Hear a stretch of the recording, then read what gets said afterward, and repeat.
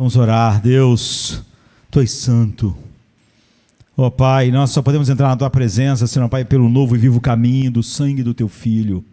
Portanto, Senhor Pai, nunca podemos, Senhor Pai, esquecer, porque somos propensos a isso, Senhor Deus, de que nós chegamos a Ti em nosso nome, em nosso valor. Ó Deus, pelo que nós somos, todas essas coisas só nos colocam debaixo da Tua condenação. Ó Deus, nós chegamos, Senhor Pai, ó Deus, através de tudo que o Teu Filho é, somos aceitos no amado, nele, Senhor Pai, Tu nos ama para sempre, por causa dele o Espírito Santo está habitando em nós, com o propósito de nos conformar à imagem dele. Tudo é sobre ele, Senhor Pai, então que cada oração neste lugar seja sobre Cristo, cada hino seja sobre Cristo, e nada que seja pregado aqui seja sobre outra coisa, a não ser sobre o Teu Filho, Teu propósito eterno. E nós sabemos que sobre isso, e apenas sobre isso, nós podemos dizer que o Evangelho é o Teu poder para a salvação de todo o que crê. Salvação completa, Senhor Pai, salvação, Senhor Pai, de toda a nossa culpa, Senhor Deus, que pesava contra nós da justificação, salvação da purificação, Senhor Pai, do pecado em nossas vidas, através da santificação, e finalmente salvação, Senhor Pai, através da glorificação, quando o corpo do pecado não estará mais presente. Tudo, Senhor Pai, flui das Tuas mãos, que nós possamos olhar para a Tua palavra todos os dias e ver essa beleza de tal maneira que nosso rosto, tão saturado da Tua beleza na face de Cristo, possa ser como Moisés, que quando descia do monte o seu rosto brilhava, que nós possamos sair irradiando, Senhor Pai, esse amor, essa paixão, Senhor Pai, esse deleite em Cristo, de tal maneira que o mundo realmente pergunte a razão da esperança que vem em nós de maneira tão brilhante num mundo tão sombrio. É o que nós Te pedimos em nome de Jesus. Amém. Essas duas últimas semanas, eu preguei tanto quinta-feira como nos domingos sobre um tema comum, não é uma sequência de mensagens, mas um tema comum, não é? As definições claras que os apóstolos espalharam por todo o Novo Testamento, quase que não há como você ler um texto, não é, sem definições do que é o homem regenerado, do que é a verdadeira fé salvadora, do que é ser realmente alguém que está em Cristo. Os apóstolos Pedro, João, Paulo, eles passam quase todo o tempo deixando claro para nós essas definições. Por exemplo, a gente viu há 2 quintas atrás, se não me engano, em Romanos 8, 10 características do verdadeiro Filho de Deus. Paulo diz: todo aquele que é nascido de Deus, não é? Que está em Cristo, é guiado pelo Espírito Santo.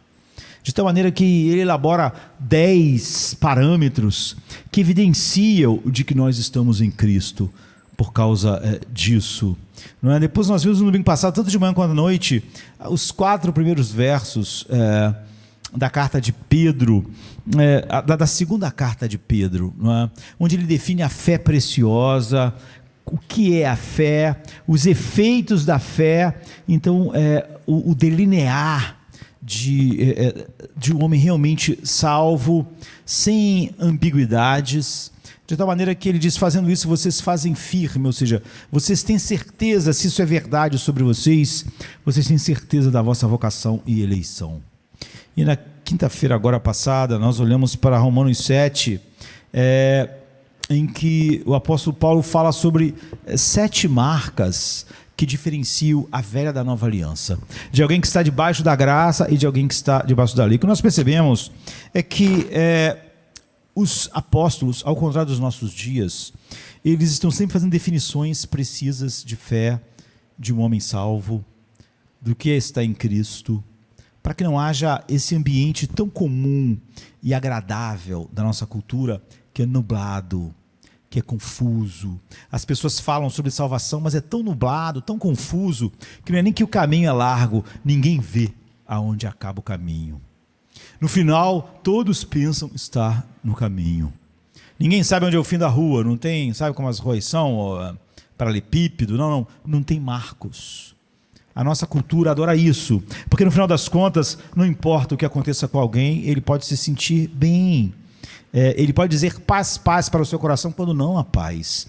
Então, que os discípulos, os apóstolos, não deixam espaço para isso. Hoje eu queria olhar, se Deus quiser, em Filipenses, em 2 ou 3 versículos, no máximo 4, tanto agora quanto à noite, a respeito de como Paulo faz isso aqui em Filipenses. Em Filipenses 3, Paulo diz: finalmente, irmãos meus, que vos regozijeis no Senhor. E algumas versões diz quanto ao mais, em vez de finalmente. Quanto ao mais, irmãos meus, regozijai-vos no Senhor. Quando a gente chega, quem está familiarizado com Filipenses, quando nós chegamos aqui no capítulo 3, nós chegamos num ponto de transição, ou um ponto divisório dessa carta escrita por Paulo aos Filipenses. Nós sabemos que ele está na cadeia, e é incrível as coisas que Paulo está escrevendo, mesmo que ele estivesse num lugar totalmente cheio de proteção e conforto. O fato dessa carta ser escrita de uma cadeia romana é algo ainda mais maravilhoso. E desde os primeiros dias da igreja cristã tem havido muita discussão e muita divergência justamente sobre o significado dessa injunção que o apóstolo Paulo faz aqui, e eu não acho isso muito importante, apenas interessante de salientar. De qualquer ponto que você estude as Escrituras e tenta chegar à análise e ideia precisa do que está na mente do apóstolo, ou de cada apóstolo, ou de cada escritor do Velho Testamento, a gente, às vezes, as pessoas acabam até se atendo a detalhes não fundamentais, e há aqueles que acham que Paulo estava chegando aqui ao fim da carta, quando ele chega no capítulo 3, que ele está encerrando, que ele já falou sobre o que ele tinha que falar, mas quando ele estava redigindo essas palavras, finalmente, irmão meus, que vos regozijeis no Senhor, de repente lhe ocorreu uma outra coisa a dizer. É óbvio que isso é comum conosco. Quando nós estamos encerrando o assunto, nós lembramos algo a dizer. Então, algumas pessoas pensam que é isso que aconteceu. Ele está encerrando a carta em Filipenses, no final do capítulo aqui 2, e ele está encerrando aqui no início do 3, mas de repente veio ocorre uma coisa, e por isso ele continuou a carta, e para dizer o que ocorreu depois, o pensamento posterior, ele escreve o capítulo 3, o capítulo 4, pois a gente pode notar que no versículo 4 desse capítulo, ele volta ao mesmo tema: regozijai-vos sempre no Senhor, outra vez digo, regozijai-vos. Então parece que aqui ele estava dizendo, é o que algumas pessoas imaginavam, finalmente, irmãos meus, regozijai-vos no Senhor, e vai encerrar. Mas aí vem algo, e ele escreve o capítulo 3 e o 4, e lá no final do 4, ele volta de novo a dizer: regozijai-vos sempre no Senhor, outra vez digo, regozijai-vos. Então alguns intérpretes consideraram todo o argumento do capítulo 3 e 4 como uma espécie de pensamento posterior, um pensamento que ocorre a Paulo depois que a carta já estava finalizada, e ele incorporou esse pensamento à carta. Como eu disse, isso na verdade não é importante, pois finalmente, né, de maneira evidente, esse fato não importa muito se isso tivesse ocorrido ou não. Embora a mecânica de um texto seja importante, é óbvio que aqui também é só a parte menos importante, não é? Importante é o conteúdo para nós, mas no que me diz respeito, eu acho difícil que essa análise seja certa, não é? Parece que Paulo está meramente resumindo tudo que ele falou realmente, quando ele chega no fim. E aqui o tema que a gente vê no estudo introdutório, quando você vê o estudo da carta toda, começando lá no capítulo 1, Paulo escreveu essa carta com o fim de ensinar uma coisa aos filipenses. Esse é o propósito de toda a carta. Ele escreveu a carta para ensinar os filipenses a se regozijarem no Senhor. independente de como as coisas estavam lá. Esse é o tema, essa é a mensagem de Filipenses. É uma mensagem que ensina e queria ensinar aos filipenses e aos filhos de Deus a se regozijarem em Cristo. E devido ao apóstolo ser um homem muito prático, não é? Ele fala sobre as diversas coisas que têm a probabilidade que de maneira mais constante tende a se levantar contra um regozijo em Cristo, contra a alegria em Cristo. E o que o apóstolo Paulo faz? Ele trata de cada uma das dificuldades mais prementes que se levantam contra isso e mostra que elas devem ser sobrepujadas pelos filhos de Deus, que essas dificuldades de maneira nenhuma são uma desculpa para que não haja o regozijo em Cristo. E então, se você está familiarizado com a carta, no capítulo 1 ele fala sobre o seu aprisionamento, ele fala sobre o fato de ele estar na cadeia e estar sob condições não adequadas. Paulo diz coisas nessa carta que é incrível se ele tivesse escrito em qualquer lugar, mas o fato de ele estar numa cadeia romana, sem nenhum conforto, sendo tratado com brutalidade, não é?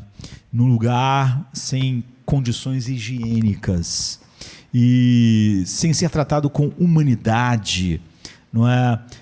As coisas que ele escreve têm uma coisa, um peso ainda mais incrível. Por exemplo, ele diz assim: não murmureis por nada. Nunca deixe nenhuma murmuração entrar em vossos corações, no capítulo 2.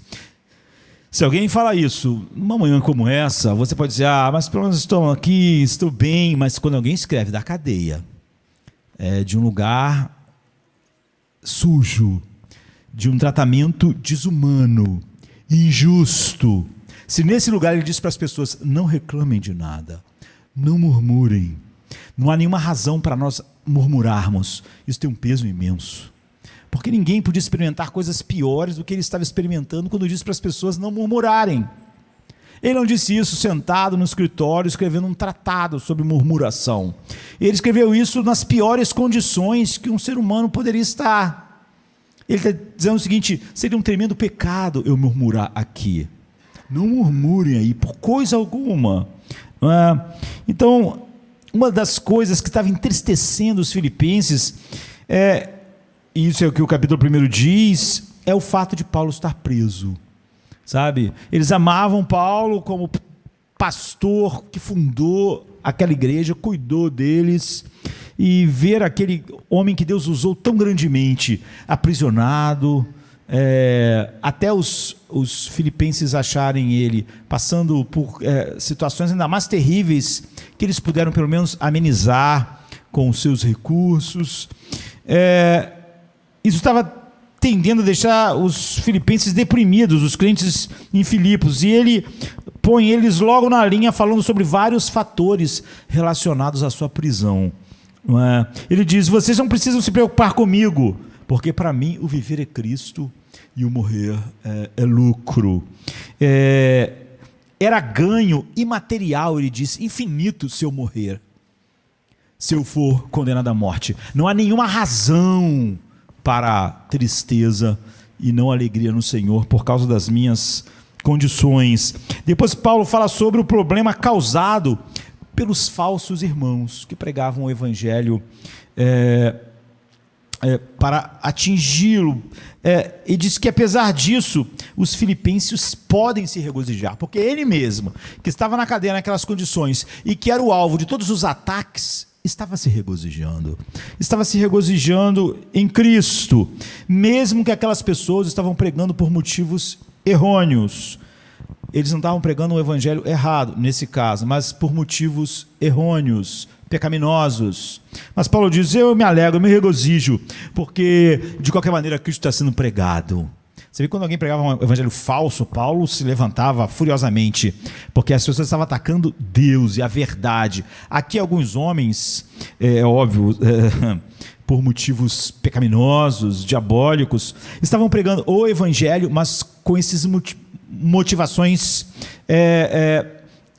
opostas ao Evangelho. Paulo disse: eu não me importo, porque se Cristo está sendo pregado, ou seja, Paulo está dizendo o seguinte: quando Cristo é atingido, eu sou o leão na batalha. Agora, se o alvo sou eu, não é? E não Cristo, então está tudo bem, eu me regozijo, eu me alegro. Em seguida, Paulo fala sobre as perseguições que ele estava experimentando e mostra para eles como lidar com elas também.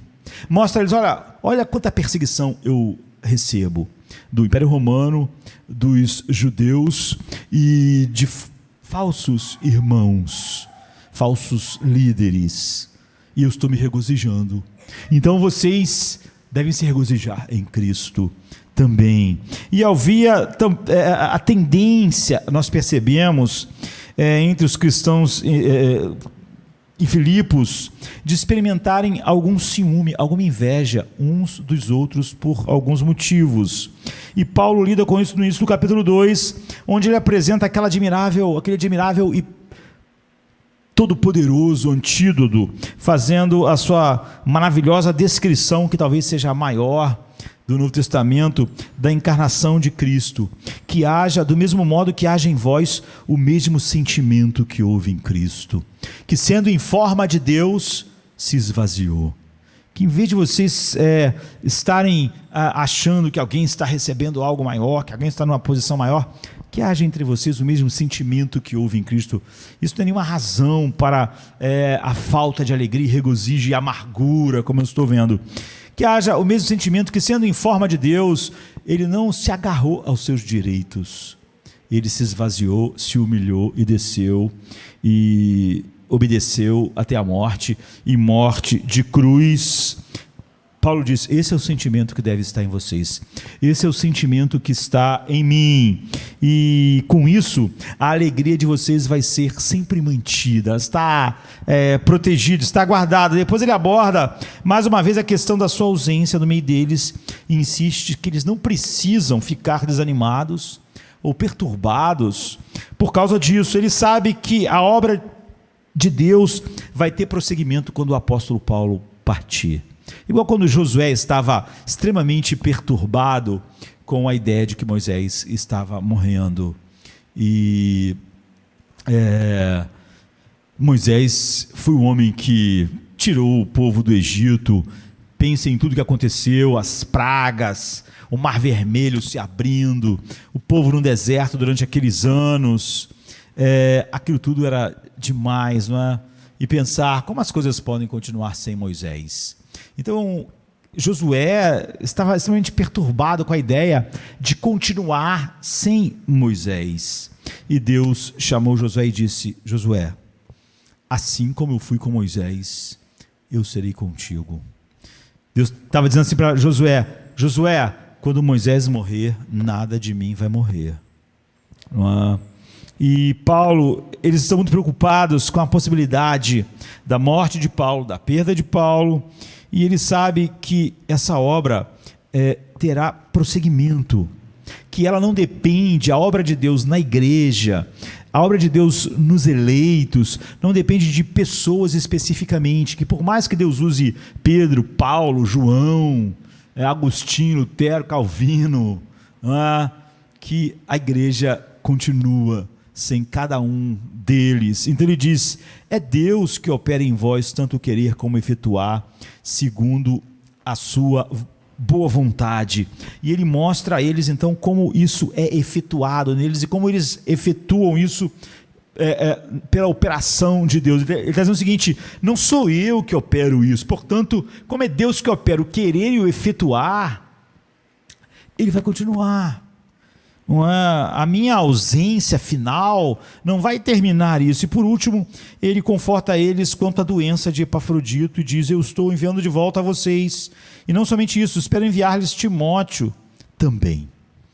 Então você vê que constantemente, várias maneiras, de várias maneiras diferentes, Paulo está mostrando a essas pessoas que elas podem manter a alegria. Ele vai levantando questão após questão dele, pessoal, da retirada dele, das aflições deles, e ele vai mostrando que em todas essas coisas a alegria de Deus está lá, né? E agora no versículo 1 do capítulo 3, ele chega ao fim. Então ele diz, finalmente, não é? Ou se vocês preferirem, não é? Quanto ao resto, não é? Que tem algumas traduções que usam, finalmente, irmãos meus, regozijai-vos no Senhor.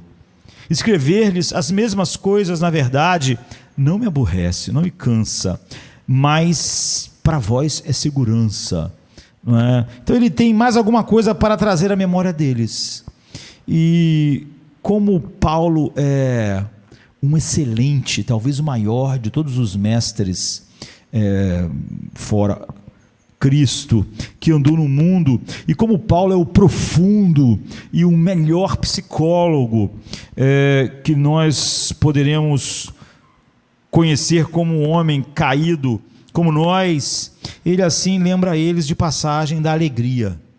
E nós somos levados de volta com esse grande tema do regozijo no Senhor. É como se ele estivesse dizendo, agora que nós já lidamos com as questões particulares, prossigamos, finalmente, depois que eu mostrei que em todos esses aspectos nós devemos nos regozijar em Deus,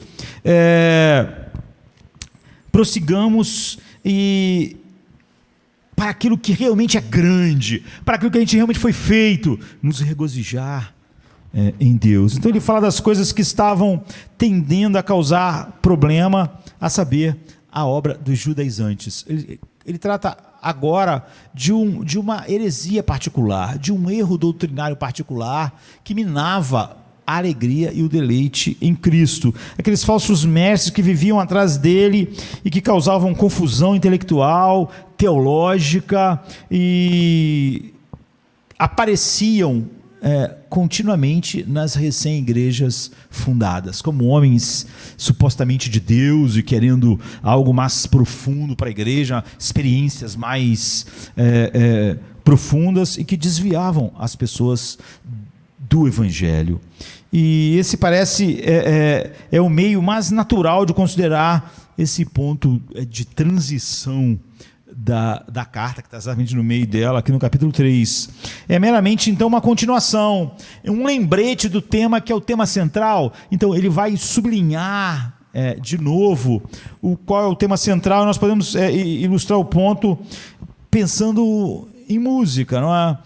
Normalmente músicas, principalmente sinfonias, eles têm um tema.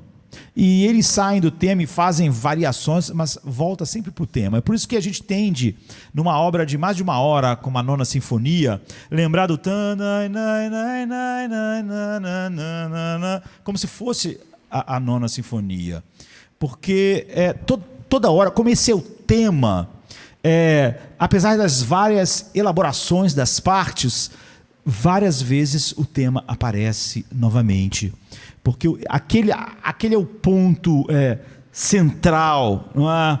Então você vaga em suas variações, parece até que, por exemplo, na Nona Sinfonia, aquela coisa que parecia ser o tema sumiu, tem vários minutos acontecendo outras coisas, de repente entra aquele tema de maneira triunfante, entra aquele tema de maneira doce, e aquele tema se repete. E o que se vê aqui é que Paulo faz isso nessa epístola. Na verdade ele faz isso em todas as epístolas, mas a epístola de Paulo aos Filipenses é a mais lírica de todas as que ele escreveu. Certamente os versículos que eu mais amo estão na carta de Paulo aos Filipenses. A quantidade de versículos que dariam tweets maravilhosos, não é? Porque são pequenas frases que resumem grandes coisas, estão nessa carta. E assim que a gente... ele está nos lembrando, mais uma vez, aqui o tema maior, à luz de todas as questões particulares que ele tratou, como a gente viu, o tema maior que é se regozijar em Cristo, se alegrar em Cristo, se deleitar em Cristo. Então é esse o cenário. É importante que a gente mantenha sempre ele em mente quando estamos olhando para essa carta. Mas também eu desejo me concentrar na exortação positiva propriamente dita, na ordem que ele está dando. O tempo todo Paulo se mostra inclinado a sugerir e trazer de novo essa ideia central. Está presente ali de diferentes formas, mas aqui ele expõe explicitamente. É uma exortação, é um mandamento, não é? Finalmente, irmãos meus, regozijai-vos no Senhor, alegrai-vos no Senhor. Nós sabemos que daqui a pouco, um pouco mais na frente, ele vai dizer, alegrai-vos no Senhor, outra vez digo, alegrai-vos. Então, eu sugiro que a óbvia maneira de abordar isso é dividir ela em algumas partes. Nós nunca podemos dividir em tantas partes como a gente queria, né? O sermão puritano normalmente é em 3 pontos, mas isso é só uma maneira deles parecer que dividiram menos, né? Porque os puritanos eram tremendos em dividir cada ponto em tantas coisas, né? E eles vão botando A, B, C, D, fica enorme. Mas 3 partes. Então, antes de tudo, nós devemos considerar o que significa se regozijar no Senhor. Ele escreveu uma carta a respeito disso. E esse é o tema central. Devemos depois fazer uma pergunta que é óbvia. Por quê nós devemos nos regozijar no Senhor? E, por último, o que é fundamental, como fazer isso? Outro dia alguém me disse, eu tenho tentado tanto me alegrar em Deus, mas de ter essas coisas, esse deleite, mas eu não consigo. E eu comecei com a pessoa um pouquinho e vi logo que ela estava fazendo tudo errado. Não estava entendendo nada a respeito. Então, ao examinarmos essa primeira questão e perguntarmos o que significa se regozijar no Senhor, a primeira coisa que toca a gente é que, como a gente disse, o que lemos aqui é um mandamento, é uma ordem. Infelizmente, muitas pessoas pensam que pode fazer dos mandamentos de Deus, das ordens de Cristo, coisas opcionais. É por isso que os apóstolos estão sempre dizendo, olha, veja, essa realidade vai fazer firme a sua eleição, porque essa é uma realidade que Deus ordenou para seus filhos. Se essas coisas não existirem na sua vida, você não tem bases para nenhuma certeza. Então, o que vemos aqui é um mandamento, é uma ordem, não é tanto uma descrição do estado em que a gente se encontra como algo que nós somos exortados a fazer. Não é uma descrição, olha, eu estou na cadeia, mas eu estou feliz, eu me alegro em Cristo. Ele não está descrevendo um estado, ele está falando sobre algo que todos os cristãos devem fazer. Então a tendência é sempre pensar na alegria como um estado ou uma condição subjetiva. Essa pessoa que estava conversando comigo, por exemplo, é o que ela pensava. E claro está que fundamentalmente não é?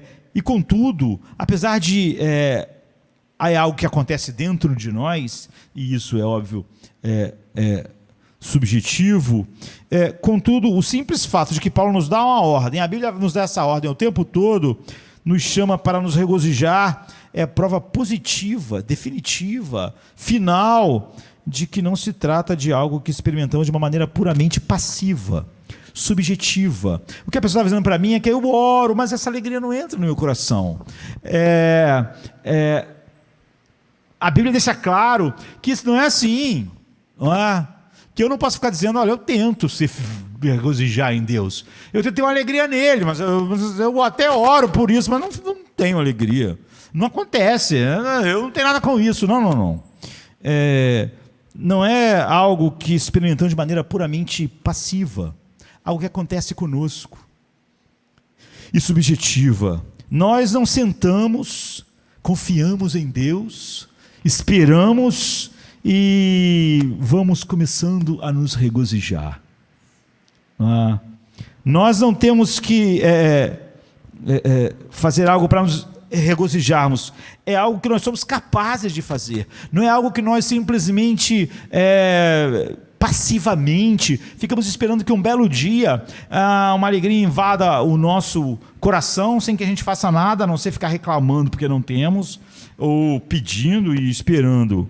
Então essas palavras apostólicas não são apenas uma intimação a que fiquemos na expectativa, que fiquemos na esperança de que algo vai acontecer conosco, que de repente a gente vai acordar um dia de manhã sentindo uma alegria no Senhor, e aí pronto, finalmente aconteceu comigo. e de que depois, de repente, vamos simplesmente, depois de pedir um pouco, esperar um pouco, nos sentir assim, completos em Cristo, em paz em Cristo, felizes em Cristo.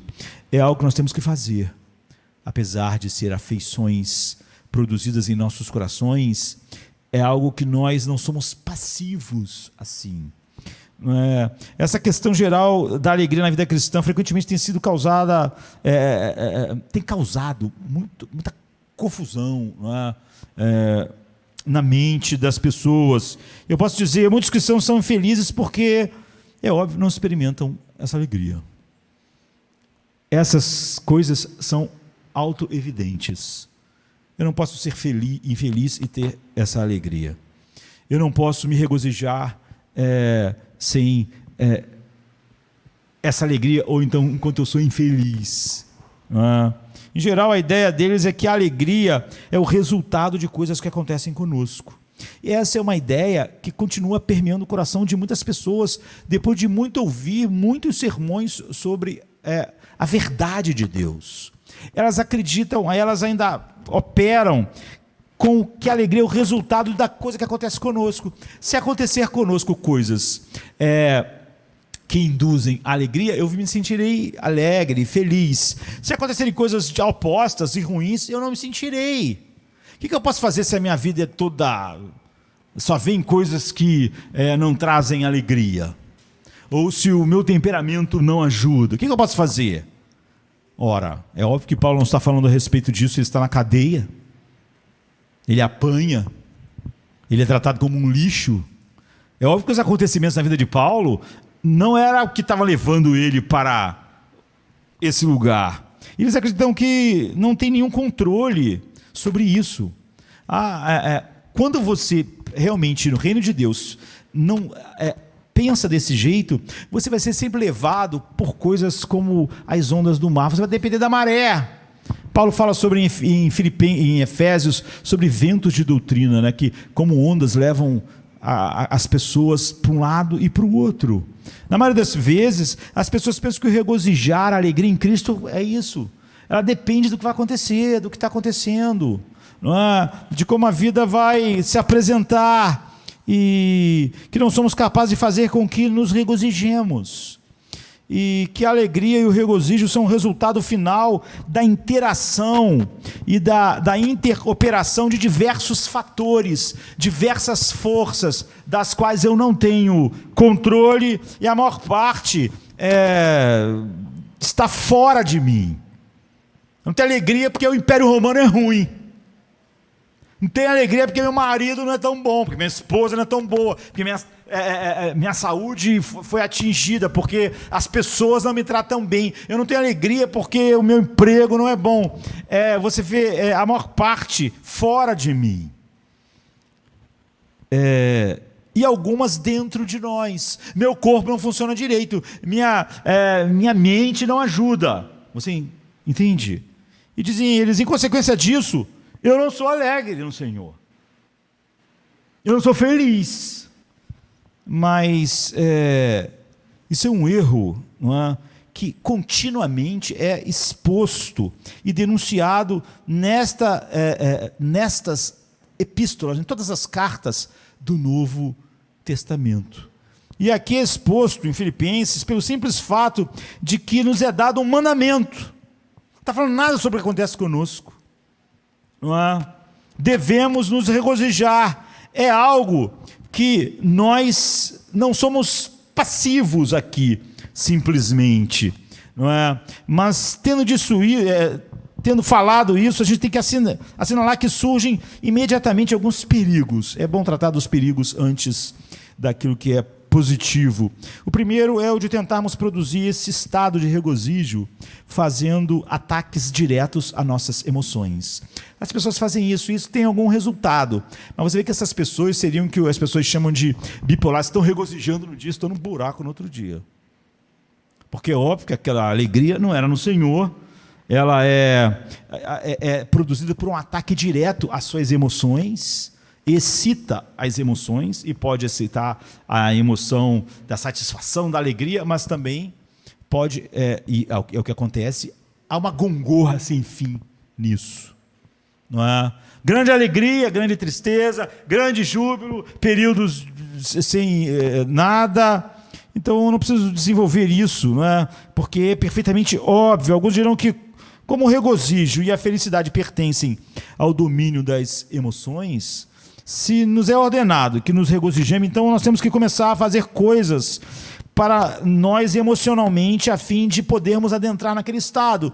Ou seja, eu devo buscar fazer de mim feliz e me regozijar e buscar excitar as emoções que eu acho adequada para criar esse estado feliz. E naturalmente a gente está familiarizado com diversos métodos que as pessoas persistem em empregar com essa finalidade. E na igreja também. O mundo está fazendo isso o tempo todo. O mundo quer ser feliz, o mundo quer ser alegre. E ele acha que vai fazer coisas que vai excitar essa alegria. E esse é o problema daquilo que o mundo tem. Sempre tudo acaba em miséria. E não é diferente com grande parte dos cristãos. Por exemplo, pensando em nós aqui numa reunião como essa, num culto como esse, pense em quantas vezes aconteceu algo tipo o dirigente do culto, não é? Ou alguma pessoa diz, bem, agora a primeira coisa é levar a congregação a se animar. Vamos começar uma coisa animada, vamos tentar animar as pessoas, vamos animar os jovens, você vê. Então, nós acreditamos em atacar a emoção das pessoas com alguma coisa para animá-las. E é por isso que eu disse que as pessoas vivem num estado de euforia e escuridão, não é? Porque o que está excitando essas emoções não tem nada a ver com o que o apóstolo está dizendo. E a gente pensa que determinados hinos animam as pessoas, determinadas liturgias, determinadas organizações na igreja vão animar as pessoas. Temos que fazer coisa para agitar a juventude. Temos que fazer coisas para agitar as pessoas a pregarem Cristo. Só uma coisa faz as pessoas pregarem Cristo: amor a Cristo. A Bíblia diz que Paulo, durante 3 anos, ensinou na escola de Tirano. E Paulo ficou lá na escola de Tirano. Mas as pessoas saíram de lá. E as pessoas iam lá, participavam da reunião com o apóstolo Paulo, ouviam a pregação e iam embora para suas casas. E a Bíblia diz que, através disso, toda a província romana da Ásia foi evangelizada. Você vê, as pessoas saíram, se espalharam, como a igreja deve ser, e pregaram o evangelho na Ásia inteira. Não se reuniram para ir pregar, elas se reuniram para se encher de Cristo. E elas ficaram tão cheias de Cristo, quando todas elas se separaram, todas elas cumpriram o mandamento particular de todos nós: ide por todo mundo, indo por todo mundo, pregai para todo mundo. Não era um evento.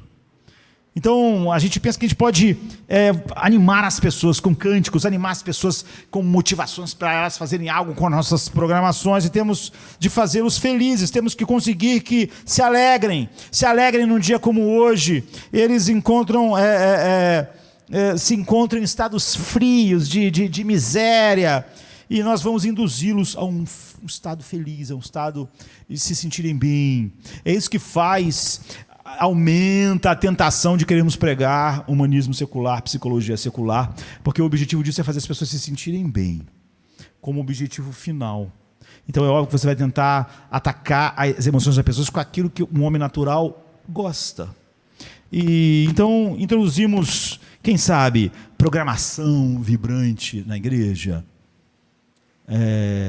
uma organização que todo mundo se mexa bastante, ou fazemos da música algo que vai produzir isso. E isso que eu quero dizer quando falo em ataque direto às emoções. A tentativa de produzir alegria fazendo com a nossa vida emocional coisas calculadas para levar a isso. O que vai animar essas pessoas? O que vai tocar o coração da juventude? O que anima elas? O que elas gostam? Vamos atacar isso, vamos animá-las. Então, eu quero mostrar a vocês que não é isso que a Bíblia ensina. Não é? Aqui, em nenhum lugar do Novo Testamento, em nenhuma parte. Na verdade, penso que é fácil demonstrar que tal ataque direto às emoções de acordo com o Novo Testamento, é uma das coisas mais perigosas e pecaminosas que nós podemos fazer na vida. E expressa sempre um falso ensino, sempre aquilo que as seitas fazem, não é?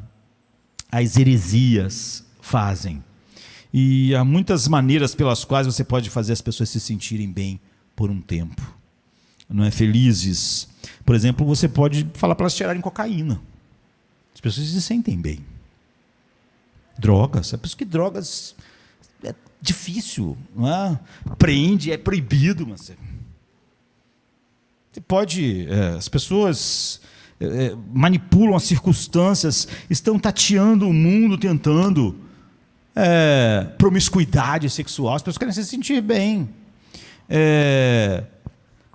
A imaginação, excitar a imaginação. Deus quer essas coisas para você, o que você quer? Então, vamos fazer isso. As pessoas, é óbvio, é como droga, é como bebida, não é? E há uma variedade quase, eu diria, interminável de meios e maneiras, e do ponto de vista cristão, também.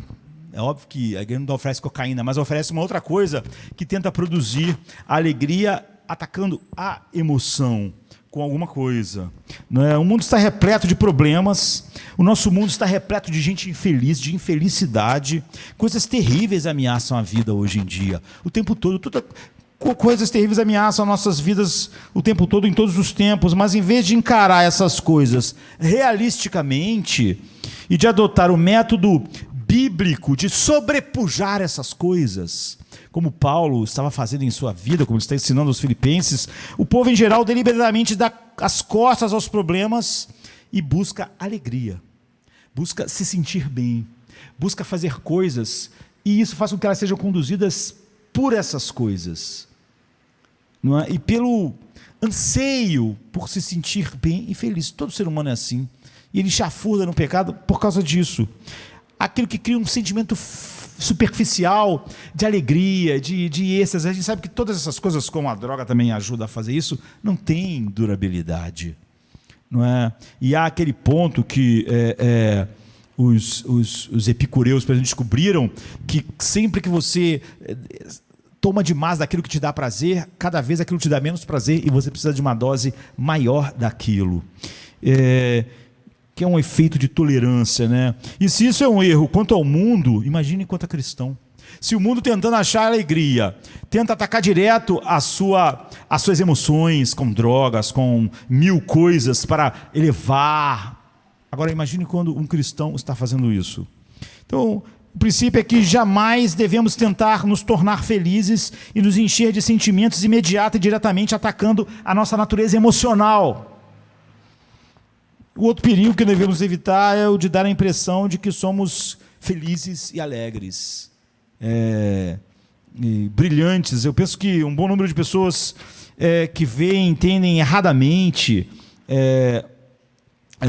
isso, faz com que pessoas que, mesmo não sendo cristãs, e acertadamente acham, não é, que os cristãos são destinados a serem homens e mulheres que se regozijam, há um tipo de cristão, então, talvez muito mais comum em outros séculos, que hoje, quando tem pessoas que, em vez de amar a verdade, amam os outros séculos. Por exemplo, eu amo os puritanos, não é? Eu leio tudo que eles produziram, mas eu não amo o século XVI. Eu não quero ser uma pessoa do século XVI, porque o século XVI jazia no maligno como o nosso século. Era tão ruim quanto o nosso século. Era tão distante de Deus como o nosso século. Eu amo a verdade de Deus que eles tinham. Não aquela época. Aquela época era tão ruim quanto a nossa. Mas tem pessoas que acabam achando que elas deviam começar, sei lá, a se vestir, se portar, se comportar como pessoas do século XVI. Quando, na verdade, se Deus quisesse que Josemar nascesse no século XVI, não teria sido difícil para ele fazer eu nascer em 1669, em vez de 1969. Eu estou na época que Deus queria que eu nascesse. Não é? Então, é um tipo de cristão, talvez, que era mais comum em outros séculos, que agora tem se tornado comum porque, por causa disso, para o qual o cristão deve ser alguém sempre acabrunhado, envolvido com coisas feias, tudo sem cor, não é? Porque eles têm uma ideia de espiritualidade assim, são pessoas graves, né? São pessoas que aquilo que eles cantam, aquilo que eles vestem, tudo mostra uma certa gravidade, porque acho que isso é santidade, assim, é como as pessoas que vivem em mosteiros. E é o tipo de pessoa descrita por Milton, por exemplo, né, como alguém que despreza os prazeres, ele dizendo sobre aquelas pessoas daquela época, e vive dias laboriosos. Né? Ser cristão é só uma luta, nós tal, né? É uma coisa afetada. Né?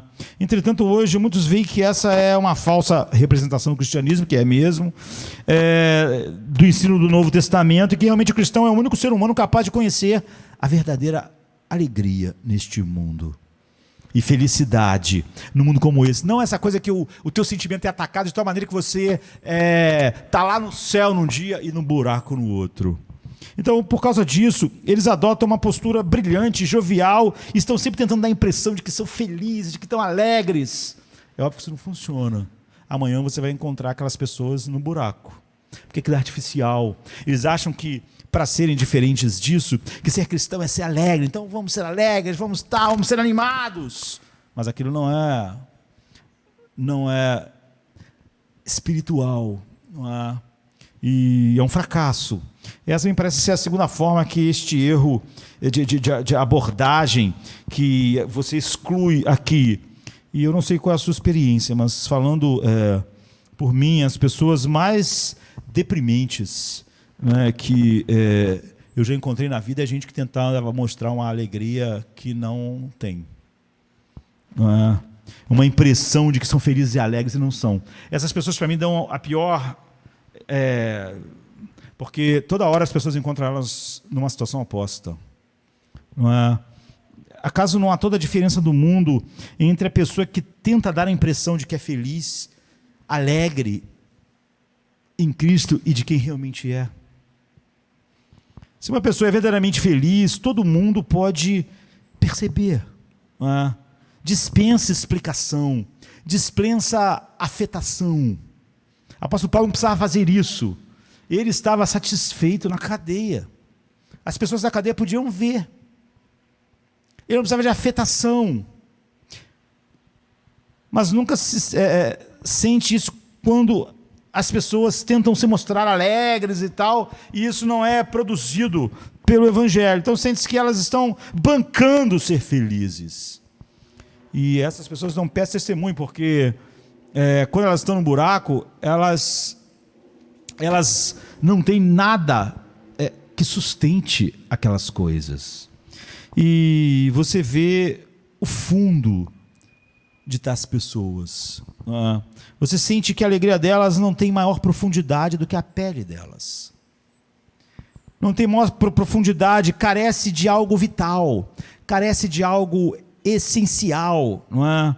Mas nós não somos chamados por Paulo para sermos expoentes do que poderíamos dizer de um cristianismo mecânico, de uma alegria mecânica, de uma felicidade mecânica.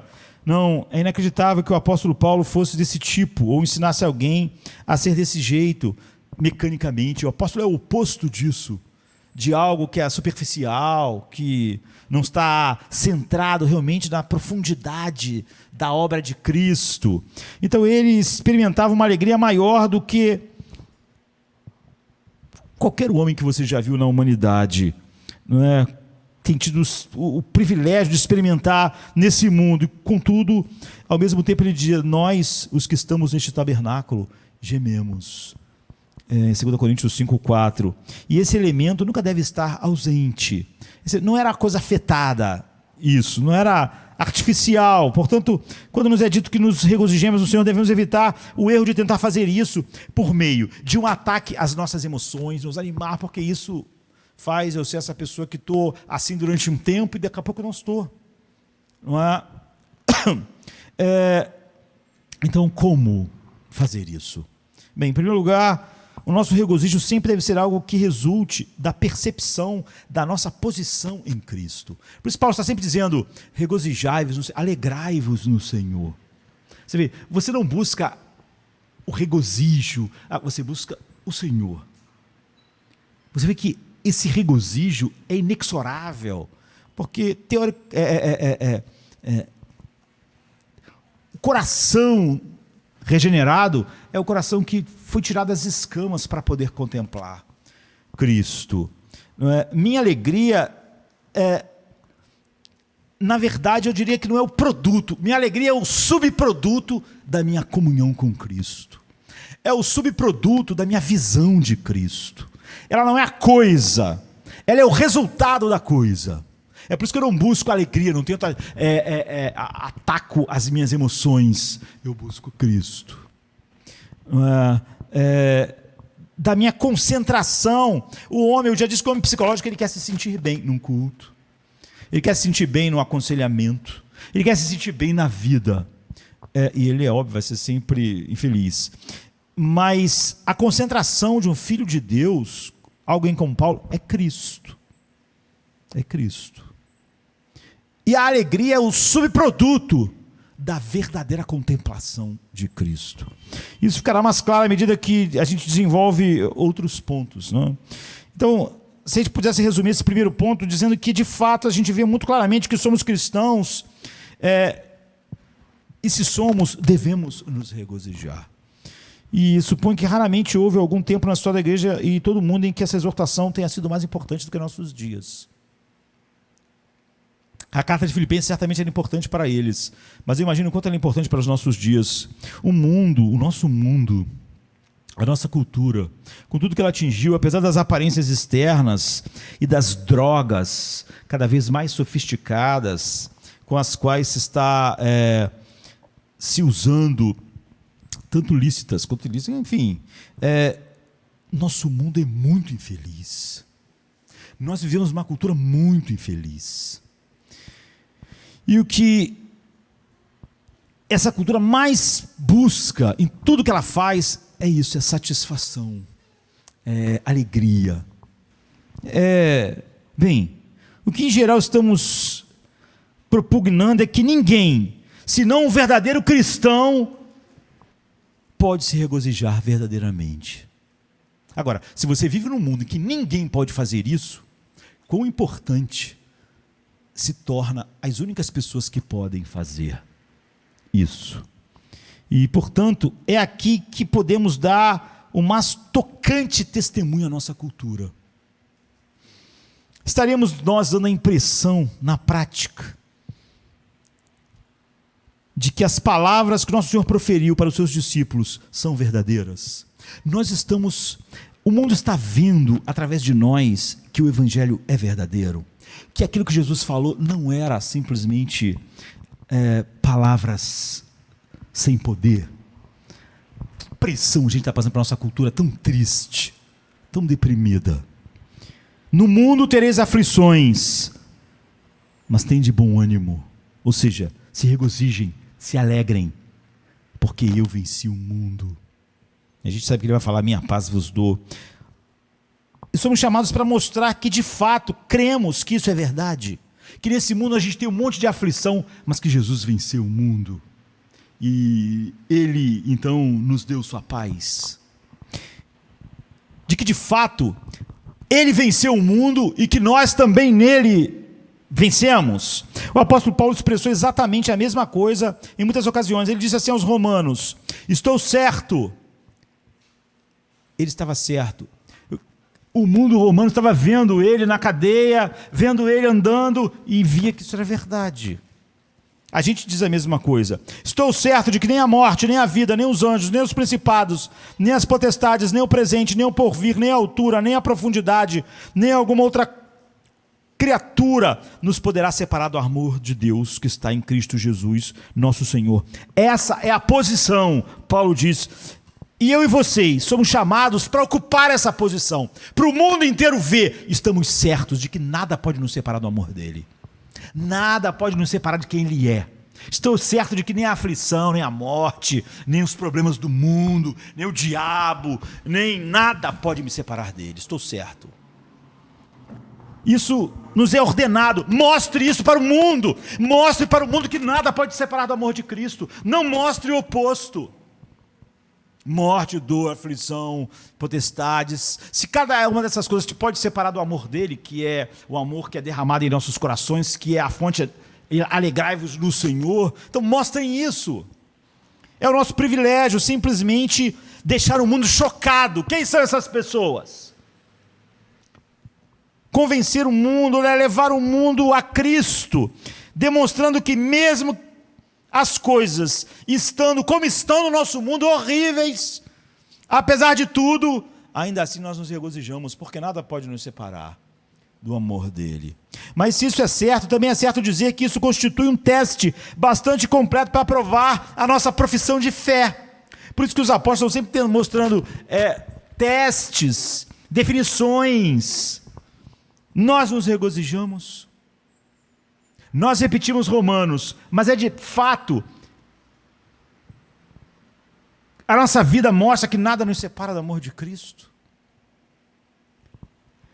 Alegamos que somos cristãos. Bem, este é um dos resultados da pessoa ser cristã. Esta é uma das coisas que o cristão é exortado, inevitavelmente. Os cristãos, a eles é realmente ordenado que se regozijem. Estamos experimentando isso? Seria essa a grande declaração verdadeira sobre nós? É verdade sobre Paulo? O final do capítulo de Romanos 8 é verdade sobre nós? Então a gente deixa esse ponto nessa altura e passamos à pergunta, por causa do tempo. Por quê? Por que nós devemos nos regozijar? Por que isso é tão repetido? E aqui de novo o apóstolo dá numerosas respostas a questões. Há muitos motivos pelos quais nós devemos nos regozijar no Senhor. O primeiro é o que já consideramos, não é? Que recebemos uma ordem. Isso sempre devia bastar para nós, mas isso não é tudo, é óbvio. Também devemos nos regozijar no Senhor por causa do Senhor. Esta é uma grande salvação, queridos. O que nós temos pregado para o mundo é uma grande salvação. Perto dela, todas as coisas são incomparáveis, é o que a gente está dizendo para as pessoas. Presente no mundo, na pessoa do nosso Senhor Jesus Cristo, essa grande salvação é algo que foi operado por Deus, é o plano eterno de Deus, é o esquema de Deus. O que está acontecendo agora aqui em minha vida, na vida de vocês, se vocês estão em Cristo, é algo que Deus planejou na eternidade, é algo grandioso. Ele enviou o seu Filho ao mundo no momento certo. É-nos dito que até os anjos do céu agora estão debruçados olhando, é tão grande, tão maravilhoso. Eles querem ver a obra de Deus que está sendo conduzida no mundo, na igreja. Agora os anjos estão debruçados, espantados, maravilhados, olha só. Agora você está maravilhado? Você está debruçado? Você está olhando atentamente como os anjos estão? Se vocês lerem Efésios 3,10, verão a descrição que Paulo faz disso, para que agora, pela igreja, a multiforme sabedoria de Deus seja conhecida dos principados e potestades nos céus. Ou seja, aos principados que se acham nos lugares celestiais, é dada a eles uma percepção da grande sabedoria de Deus, amor de Deus, graça de Deus, por aquilo que eles estão vendo na igreja, em Jardim da Luz, e em todos os lugares onde houver a verdadeira igreja. Eles estão olhando, eles estão maravilhados, estão cheios de alegria, espantados. Para que agora, pela igreja, a multiforme sabedoria de Deus seja conhecida dos principados e potestades nos céus, produzindo aquela adoração imensa. Então eles se acham nos lugares celestiais, estão atentos à igreja, que a salvação é obra totalmente de Deus. Eles estão maravilhados. A salvação, todo o evangelho cristão, é algo que Deus está operando. Ele mesmo tomou os pecados sobre si. Ele mesmo tomou a tarefa de salvar todos o que o Pai deu a ele, e salvou os piores. Portanto, desde que é a ação de Deus, esse é o grande motivo pelo qual nós devemos nos regozijar. Quando a maior coisa do mundo é feita para nós, nós sendo totalmente indignos, como nós reagimos a isso? Aquilo não está sendo feito para os anjos, mas é tão grande, tão maravilhoso, que eles só podem se espantar, ver a obra e o caráter de Deus e se alegrarem nele. Que crédito dá a Deus um cristão que vive miseravelmente, queridos? Que glória dá a Deus um cristão que vive miseravelmente? O mundo o mundo está espantado. Que glória pode dar a Deus, não é? Um cristão que vive como se não houvesse nada de belo em Deus, nada de deleitoso em Deus, nada tão grande que nem a morte nem a vida pode nos separar daquilo. Que crédito é dado? É roubado totalmente o crédito de Deus, porque se a salvação fosse feita pelos homens, seria o nosso fracasso.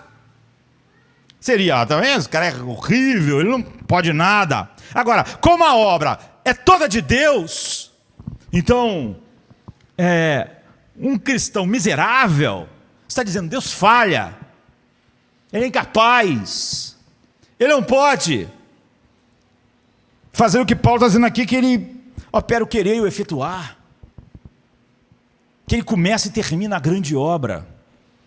Os anjos estão espantados porque essa é uma obra de Deus, Pai, Filho e Espírito Santo. Será que isso manifesta? Eles, através da igreja, estão vendo a multiforme sabedoria de Deus. A olhar para nós, está sendo vista a multiforme sabedoria de Deus? Está sendo vista como Deus pega o miserável e faz ele assentar em lugares celestiais? Experimentar a alegria que ele e o seu filho tinham por toda a eternidade? Aí está o motivo para nos regozijarmos. Nós temos que fazer, porque nós damos o testemunho oposto a respeito de Deus, quando nós não temos isso. Em 1 Pedro capítulo 2, Pedro diz a mesma coisa, quando nos declara que Deus nos chamou das trevas para a sua maravilhosa luz. Para quê? Ele nos tirou do império das trevas e nos levou para o reino do Filho, para a sua maravilhosa luz, para proclamarmos as belezas, as virtudes, a glória daquele que fez isso. É para isso, para que todo mundo, ao ver como nós que estávamos em trevas, estamos na luz, as pessoas possam ver a glória dele, como os anjos estão debruçados para ver. Esse é o objetivo, para que nós proclamemos o louvor da sua glória. É o louvor da glória dele, já que o evangelho é o que Cristo faz. É o louvor da glória dele que está em jogo aqui. Portanto, eu e vocês temos esse inestimável privilégio de manifestar a glória de Deus, a multiforme sabedoria de Deus. E o meio supremo pelo qual fazemos isso é mostrando que esta nossa vida cristã é uma vida que nos capacita a vencer o mundo, porque ele disse: eu venci o mundo e vós vencereis também, mesmo em meio às maiores tribulações, porque ele disse: no mundo tereis aflições, mas se regozijem, tende um ânimo elevado. Então, esse é o segundo motivo. E o terceiro é óbvio: por amor às outras pessoas. Você não ama, não é amor, e a igreja abraçou isso de uma maneira mórbida. Não é amor para com o mundo mostrar que nós somos tão miseráveis e sem alegria quanto eles. Não é empatia. Eu já tratei desse assunto algumas vezes, de modo que não preciso me demorar nele, mas é nosso forçoso dever, numa época de tristeza, falta de alegria, escuridão, nos regozijarmos no Senhor por causa dos homens e mulheres que nos rodeiam. Em sua aflição, infeliz, esse mundo é infeliz. Esse mundo é composto de homens e mulheres infelizes, desesperados, buscando e procurando algo que vai dar a eles uma alegria, uma identidade. Eu diria que esse mundo vai de decepção em decepção. Eles põem a esperança no emprego, no trabalho, no casamento, e eles vão experimentando decepção sobre decepção. É um mundo infeliz, às vezes até pensando em sair dessa vida pela porta dos fundos, que nunca deveria ser aberta. Infelizmente, a igreja hoje é tão infeliz que ela começou a ter uma teologia do suicídio. Esse mundo é assim, esse mundo é tão infeliz, que ele pensa realmente várias vezes em que a única solução para ele é o fim. Esse é o mundo que nós vivemos, por amor a esse mundo, não é? A esses homens. Eles fazem isso porque eles estão sendo derrotados, porque a frustração da vida vence, porque todas as esperanças falham. E nosso dever expor e irradiar essa nova vida. A glória daquele que nos chamou do império das trevas para a sua maravilhosa luz. Por quê? Nessa terceira coisa, essa vida diferente, que é regozijo, para que eles vendo isso digam, há uma esperança, finalmente há uma única coisa no mundo que pode dar alegria em qualquer circunstância às pessoas.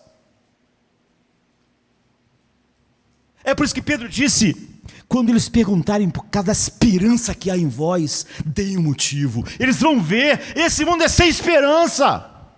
A única esperança desse mundo é ver pessoas que têm algo que realmente dá a eles uma esperança inabalável. E esperança aqui não é, espero que isso dê certo. É Cristo em nós, a esperança da glória. É a habitação dele, é a comunhão. Então não é uma esperança do que pode acontecer, uma expectativa, é uma esperança pela habitação dele, de tal maneira que nós nos gloriamos nessa esperança. E de tal maneira que nos regozijamos nas nossas tribulações. No entanto, me pergunto que eu lhes mostro também que o apóstolo demonstra que até mesmo por nossa própria causa, nós devemos ser assim. Primeiro você vê pelo nome de Deus, pelo mundo e por nós. Não é? E no sentido, esse é o grande tema da epístola. Ele já estiveram salientando no capítulo esse ponto, e a gente viu um pouco no início, e por isso eu posso resumir. Há motivos pelos quais eu devo me regozijar por minha própria causa.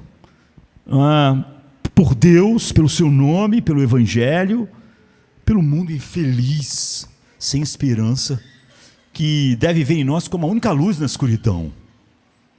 As únicas pessoas que realmente têm uma esperança nesse mundo que não frustra. Não é? É o que Paulo diz, porque essa esperança não nos decepciona, é o que ele diz. Todas as outras decepcionam.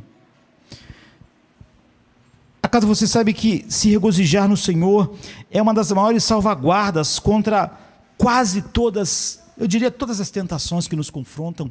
Todas as tentações fluem de não contentamento. Todas. De tal maneira que Neemias diz assim, a alegria do Senhor é a nossa força. Se Jesus é a nossa alegria, as coisas têm dificuldade, porque as tentações tendem exatamente a nos oferecer alegria em algo, deleite em algo. Se a alegria do Senhor está em nós, então é a nossa força. Porque nada pode nos oferecer uma alegria maior. As tentações perdem poder. Sem alegria em Cristo, você é totalmente sem força. Cada coisa que disserem, cada situação que acontecer, te abate.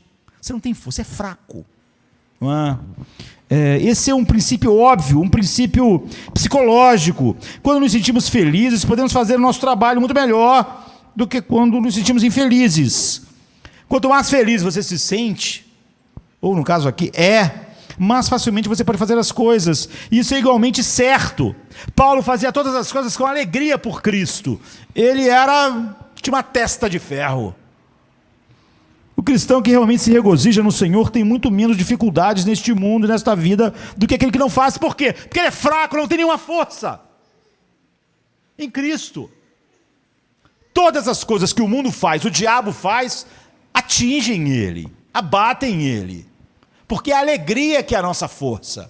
Porque todas as coisas nos tentam e nos derrubam, porque nós achamos que alguma coisa que ia nos dar alegria falhou. Ou a tentação nos tenta, nos dizendo que algo melhor do que Cristo vai nos dar alegria. De modo que viver a vida cristã suave, livremente, deve estar certo já no princípio, no alicerce. Não somente isso, porém, observem os diversos perigos dos quais o apóstolo já tratou nessa carta. Regozijar-nos no Senhor é a maior salvaguarda, diz o apóstolo, contra aqueles irmãos que estão pregando falsamente. Por que doutrinas falsas atingem as pessoas? Porque elas não têm alegria em Cristo. Aí o cara começa a pregar humanismo secular, psicologia secular, e ele acha que aquilo vai dar a ele. Se ele tivesse a alegria do Evangelho, ele estava imune. Paulo diz, vocês estão, e a gente vai ver isso, que ele faz isso no versículo logo na frente, não hoje, talvez hoje à noite, eles Eles estavam sendo levados por ventos de doutrinas, por ideias não bíblicas. Por que as pessoas que enchem as igrejas nominais estão ouvindo algo que não é o evangelho? Porque elas não têm alegria. Se elas tivessem, elas estavam livres de mentiras que prometem satisfação ou obtenção de coisas que dará satisfação. Você fica exposto. Por que a teologia do suicídio tem tantos adeptos? Porque as pessoas são infelizes. Elas quase que acham maravilhoso a possibilidade disso e ainda assim, de alguma maneira, não... Se eu me regozijasse em mim, em minha pregação, diz Paulo, eu me sentiria ferido pelos ataques. Você vê, se regozijar no Senhor é a maior salvaguarda, diz o apóstolo, contra os falsos irmãos. Paulo estava sendo atacado, seu ministério estava sendo atacado. Ele está dizendo o seguinte: se a minha alegria, se o meu regozijo fosse no meu ministério, eu estou preso na cadeia, então eu estaria no buraco. Mas eu não tenho regozijo porque sou apóstolo, porque tenho um ministério. Eu me alegro no Senhor. Se minha alegria fosse no ministério, então eu estaria no buraco. Se eu me regozijasse em mim e na minha pregação, quando alguém diz que minha palavra é desprezível, então eu ia para o buraco. Eu me sentiria muito ferido por eles, por essas pessoas, mas graças a Deus eu não prego para tentar ser feliz no meu ministério. Eu não prego para tentar ser feliz no sucesso do meu ministério. De modo que, embora eles estejam querendo me atingir, eles não conseguem, porque eles podem atingir meu ministério. Os judeus podem me levar para a cadeia, mas a minha alegria não estava nisso. De tal maneira que, como eu me regozijo no Senhor, então eu estou livre do buraco. Entende? Eu me regozijo no Senhor pelo que eles não podem me agredir nesse ponto. E eles não podem me agredir em todos os pontos. Não seria óbvio que o que nos torna tão sensíveis? As pessoas são muito sensíveis, qualquer coisa elas estão arrasadas e infelizes. Não é óbvio que o que nos torna tão sensíveis é a nossa preocupação conosco mesmo, com a nossa autoestima. Essas coisas que nos tornam vulneráveis, as agressões que nos são feitas, o não reconhecimento e qualquer outro tipo de coisa, a única coisa de que você necessita é se regozijar no Senhor. Simplesmente se esquecer de você. Quanto mais você pensa em você, no seu ministério, no seu serviço para Deus, tem gente que está tão triste. Por quê? Porque eu queria servir a Jesus assim. Me desculpe, a sua alegria não é em Cristo. Porque João podia querer servir a Deus fora de Pátimos, mas Deus quis que ele ficasse em Pátimos. Paulo podia querer sonhar em ser decapitado, mas foi da vontade de Deus que ele fosse decapitado. A alegria deles não estava nessas coisas. Pode parecer espiritual, mas isso é falsa espiritualidade. Eu estou arrasado porque eu sonhei em ser um pastor assim, fazer aquilo, fazer aquilo outro. Essa alegria não era em Cristo. Não é? Você não está trabalhando para si mesmo, Paulo está dizendo para os filipenses. Você está trabalhando para o Senhor. Paulo fala sobre isso no capítulo 2. Nada façais por contenda ou por vanglória, por glória própria. Mas por humildade, cada um considere os outros superiores a si mesmo. Não atente cada um para o que é seu, propriamente dito, mas cada qual também para o que é dos outros. Versículo 3 e 4. E se você tão somente fizer isso, diz Paulo, mesmo que você perca todas as suas posições, todos os seus confortos, todas as coisas, você não vai ficar desanimado. Ele diz, por isso não desanimamos. Porque já se considerava um mordomo, um administrador de algo que não era meu. Não é? Diz ele, eu os tenho sob meus cuidados, porque me foram confiados pelo Senhor. Meu ministério não é meu. Não me dá identidade, autoestima, alegria. Portanto, se eu perder tudo, ficar na cadeia, eu não estarei perdendo coisa alguma nesse sentido pessoal. Me sentindo atingido pessoalmente. Não era sobre mim. Regozijar-se é também uma salvaguarda contra mais uma coisa. Não é? Nós podemos expandir isso. Os filipenses, lembrem-se, sentiam-se infelizes e se perguntavam o que eles fariam sem o apóstolo Paulo. Era uma das grandes preocupações dele que causava ansiedade e medo neles. Eles estavam um pouco propensos demais a ver que Paulo como o guia, o instrutor e como o pilar sem o qual tudo ia desmoronar, não é?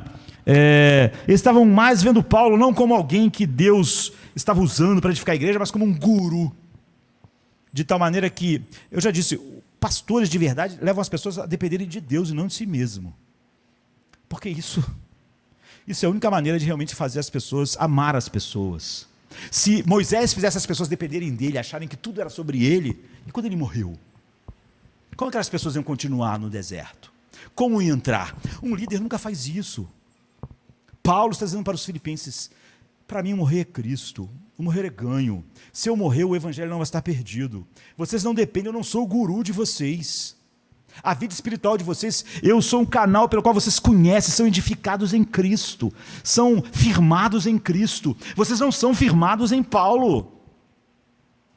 Eu não sou o guru de vocês, vocês não dependem da minha presença, de eu decidir as coisas na vida de vocês. Vocês dependem, através de mim, Deus tem ensinado a vocês a verdade. Ele mesmo está operando em vocês. A igreja vai continuar sem mim.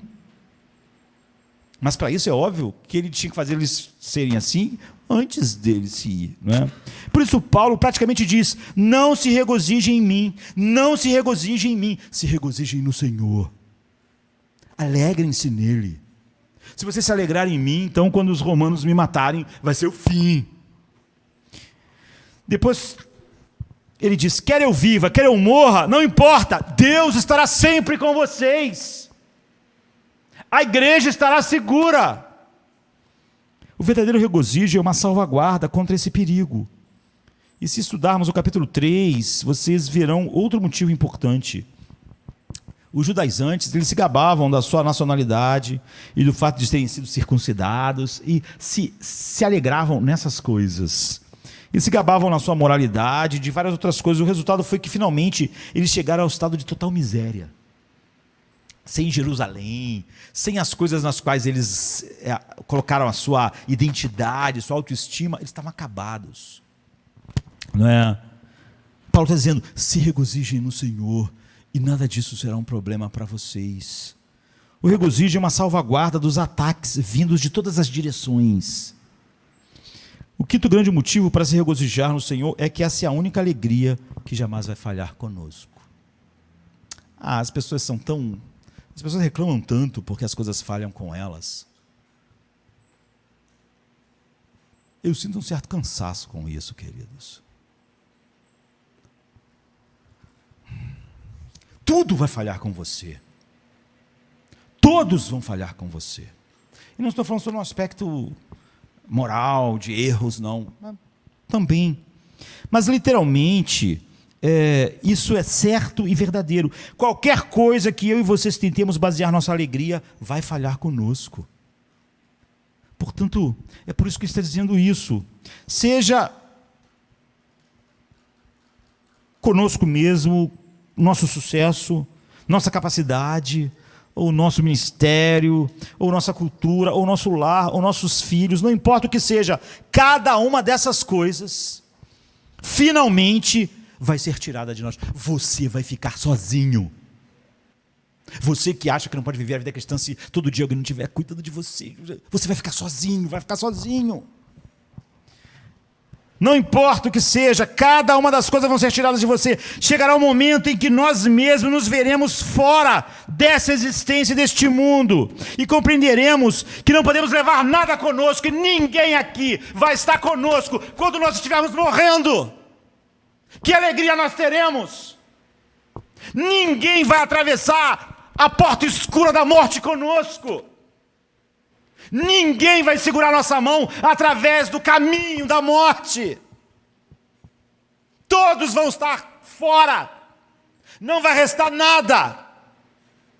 Nossos bens, nossa saúde, nossos amigos, ninguém vai estar conosco. Se essas coisas são nossas alegrias, como nós seremos miseráveis? Então nossas almas ficarão despidas, nuas. E seremos despertados para o fato de que estivemos confiando em coisas que não podem atravessar o rio da morte conosco. Essa, eu diria, é a solidão da morte. Todos vão ter nos abandonado. Ninguém pode ir no caminho conosco, não das pequenas dificuldades da vida, mas da maior de todas.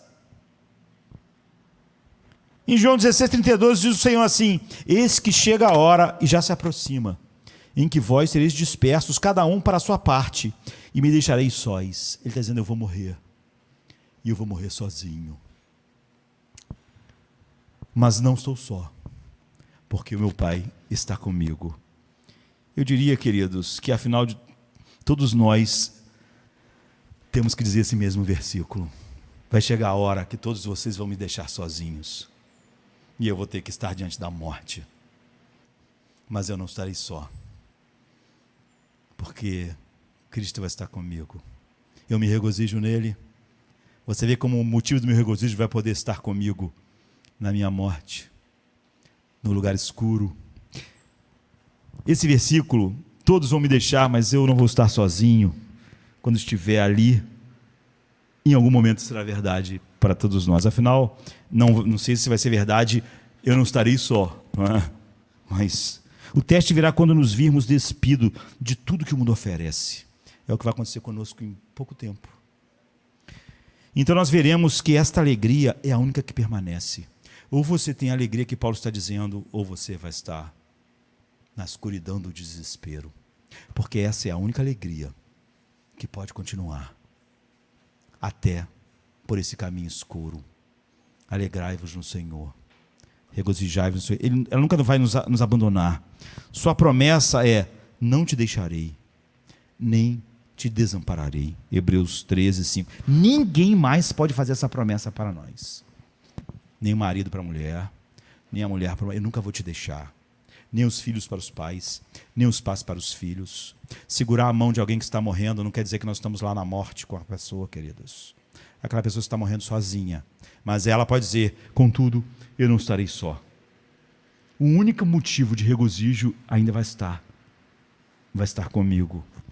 Assim, se eu me regozijar nele, eu estarei numa posição, você vê, invulnerável. Não é as aflições da vida, é a aflição da morte. Invulnerável. O motivo da minha alegria serve para a vida e para a morte. De tal maneira que Paulo diz: para mim o viver é Cristo. Ele é o motivo. Eu me alegro nele. E o morrer é lucro, porque eu estou com ele e estarei com ele.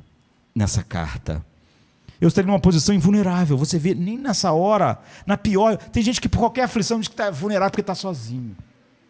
Aqui diz que nem na hora da morte eu vou estar vulnerável. Vou estar completamente só. Todos me deixarão, como disse Jesus, mas eu não vou ficar sozinho. Os homens podem lançar Paulo na prisão, mas não podem privá-lo da alegria cristã. Os homens tiraram a honra do apóstolo Paulo, mas não privaram ele da alegria cristã. Os homens tiraram o ministério do apóstolo Paulo, não podendo ele estar nos cultos com a igreja, porque ele passava anos na cadeia, mas não puderam tirar a alegria deles cristã. Os homens tiraram as pessoas que Paulo amava, como por exemplo essas pessoas em Filipos, mas não puderam tirar a alegria do apóstolo Paulo, porque a alegria estava com ele. Podem despojar você, difamar você, privar você da sua reputação, do seu caráter, mas nada disso importa, não é? E eis aqui algo que jamais poderá ser tocado. Você vê, quando você foi levado de fato ao centro da verdade do que o Evangelho faz, e você tem alegria em Deus, aqui já é algo que nada pode ser tocado. Satanás não pode tocar nisso. O mundo não pode. Ninguém pode. Nada pode. A morte não pode. Algo que está fora do alcance do homem. É algo que está fora do alcance de Satanás. É algo que está fora do alcance das aflições. De todas as suas maquinações e esforços para destruir, é uma alegria que nunca falha e da qual nunca poderemos ser despojados, porque é uma alegria no Senhor. Como então devemos nos regozijar no Senhor para encerrarmos? Esse é o ponto mais prático e, contudo, é perfeitamente simples. Permita-me apresentar-lhe a resposta em 3 proposições rápidas. A maneira que nos regozijamos no Senhor, como nos é ordenado, é, primeiramente, antes de tudo, sendo capazes de exercer controle sobre todas as nossas fontes de alegria, outras fontes de alegria. Essa é uma proposição negativa, mas nós temos sempre que tratar do negativo antes do positivo. Se eu vir que minha alegria depende de alguma coisa, faça isso. Que poderá ser tirada de mim, eu tenho que corrigir isso imediatamente, em vez de abraçar o vitimismo tão comum em nossos dias. Como cristão, eu estou nesta vida e neste mundo, mas embora eu esteja neste mundo, eu não sou deste mundo, eu sou um peregrino aqui. Eu não devo me apegar a ele nem às coisas que ele pode me dar e que finalmente são tiradas. Eu devo tomar muito cuidado para ser colocado sob o poder de nenhuma dessas coisas. Eu devo prestar atenção, o que na minha vida tem sido uma fonte de alegria que, se tirar, me deixaria miserável?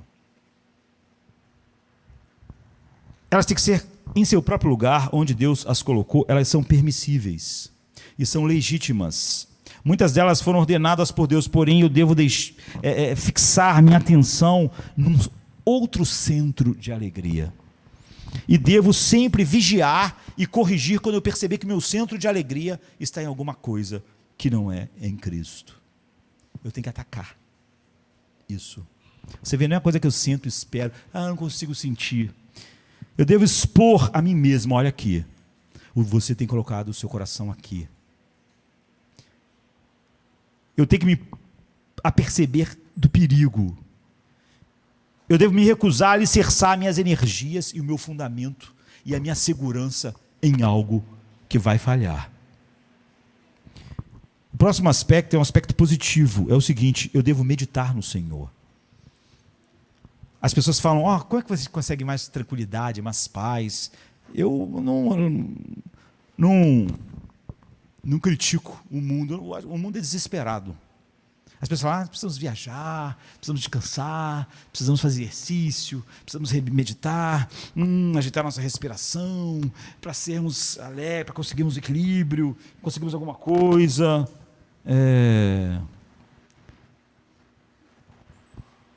Você não pode se refugiar no Senhor sem meditar nele, querido. Eu devo voltar deliberadamente meus olhos das outras coisas para Cristo. Você faz isso? Então a pessoa está lá orando para ter alegria em Cristo, ela faz isso. Ela deliberadamente volta os seus olhos das outras coisas para Cristo como sua fonte de alegria. Outras coisas tendem a me fascinar, a me seduzir e fazer com que eu me demore muito nelas com esperança. Porventura não é essa a grande réplica do autor de Hebreus, que diz assim em Hebreus 12, 1 e 2: portanto, nós também, pois que estamos rodeados de uma tão grande nuvem de testemunhas, deixemos todo embaraço e pecado que tão de perto nos rodeia e corramos com paciência a carreira que nos está proposta. Como? Olhando para Jesus, o autor e consumador da nossa fé, o qual pelo gozo que lhe estava proposto suportou a cruz, desprezou a afronta e assentou-se à destra. Contemple Cristo diariamente. Mantenha os olhos fixos nele. Isso aqui não está falando sobre algo vago, não, queridos. Você tem que olhar para ele antes de poder se regozijar nele. Ninguém se regozija no Senhor se não tem os olhos fixos nele. Tem os olhos fixos em outras coisas. E depois, terceiro e último ponto é esse: precisamos considerar e ponderar, olhar a Cristo, fixar os olhos de Cristo. É óbvio que você não está vendo Cristo com seus olhos físicos. Você precisa considerar e ponderar o que Ele é e o que Ele fez por nós, continuamente. Sua grande e maravilhosa obra. Devemos voltar e observar a cruz. É isso que é manter os olhos fixos em Cristo. É olhar todos os dias para a cruz. Temos que ver todo o sofrimento que lhe sobreveio na cruz e meditar no que a cruz significou para ele, pela alegria que lhe estava proposta. Olhar para a cruz todos os dias. O que foi feito? Qual é o plano? O que Deus alcançou? Se você passa dias sem fixar seus olhos em Cristo, como você pode se alegrar em algo que você não mantém diante dos seus olhos? Quando lermos a Bíblia, nós devemos dizer: isso aqui, a Bíblia, não é filosofia.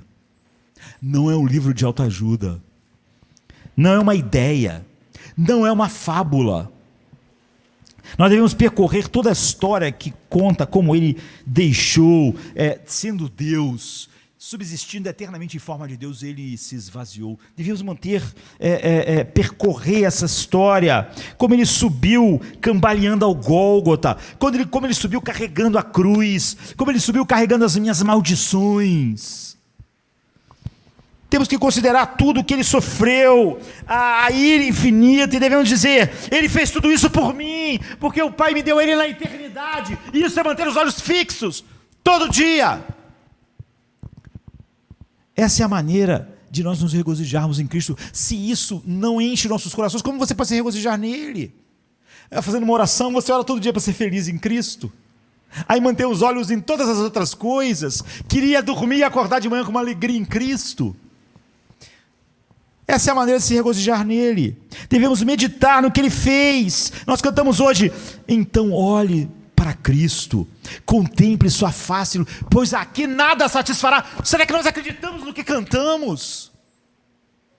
Ou é bonito na hora que cantamos? Olhe para Cristo, contemple sua face e luz, pois aqui nada nos satisfará. E aí sai daqui do culto e vai buscar todas as coisas que vão nos satisfazer, e depois não sabemos porque não temos nenhuma alegria em Cristo. Mantenham os olhos fixos em Cristo. Ele diz: deixe todas as coisas que embaraçam vocês. Mantenham os olhos fixos no autor e consumador da fé de vocês. Paulo já dissera que Deus opera em nós tanto querer como efetuar. É nessa carta, em Filipenses 2:3. Ele só começou essa obra, mas ele vai continuar como? Aquele que começou a boa obra aperfeiçoará até o dia de Jesus Cristo. Filipenses 1:6. Meus queridos, não seria admirável e maravilhosa a maneira como ele entrou em nossas vidas?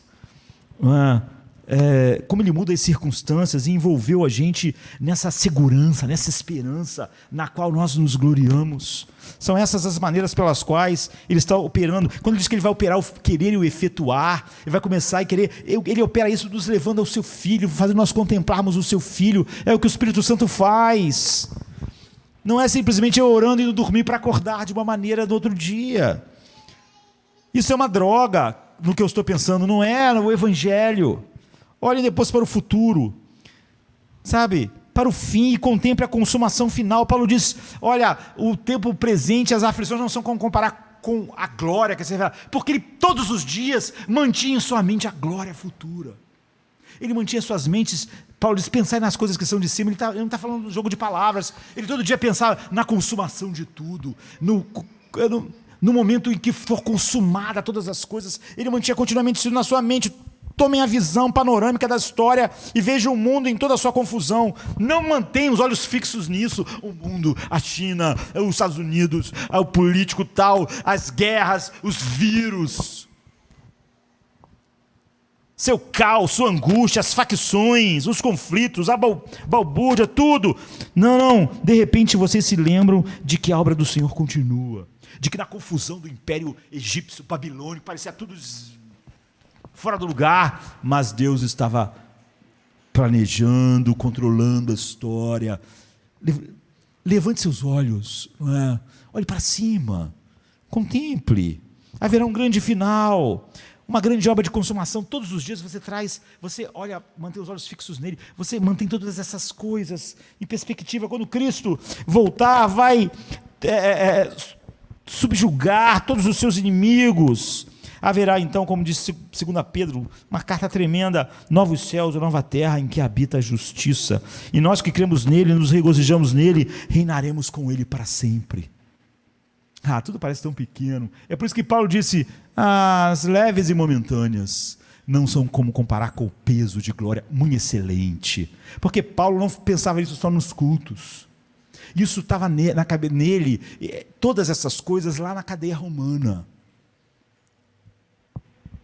No suplício, na tortura, no tronco em Filipos, nas chicotadas. Não seria esse o modo de nos regozijar, meditar nisso? E o propósito da exortação. Você vê, não é algo que simplesmente acontece. Como que eu posso dizer: não tenho essa alegria? Eu tento, até oro, espero, não está acontecendo. Não fique tentando sentir-se alegre, não tente suscitar sentimentos, senão você vai ser essa pessoa que está no alto e embaixo, porque você tentou atacar os seus sentimentos, produzir sentimentos. e não olhar para Cristo. Essa alegria é um subproduto. Alegrai-vos no Senhor. Outra vez digo, alegrai-vos, ele vai dizer lá no 4. Aqui no 3, ele fala e ele vai voltar ao assunto. A maneira de nos regozijar no Senhor é meditar no Senhor, é manter continuamente Ele sobre os nossos olhos. A obra de salvação é ver o que Ele fez, é ver o que Ele está fazendo, é ver o que Ele vai fazer. Se você realmente vir isso, não poderá deixar de se alegrar, ou você não está vendo. Ele firmará sobre vocês os seus pés, Ele capacitará a sorrir mesmo na face da morte. Porque a morte não será nada mais do que aquela porta estreita que vai te levar para os braços dele. Finalmente, irmãos, regozijai-vos no Senhor. Filipenses 3:1. Ou outra versão, quanto ao mais, irmãos meus, regozijai-vos no Senhor. Não me é penoso, você vê que ele tem que fazer sempre. Não me é penoso repetir tudo para vocês. Não me é penoso a mim escrever-vos as mesmas coisas, porque essa é a vossa segurança, é a única segurança que vocês têm nesse mundo. Vamos ficar de pé, vamos orar.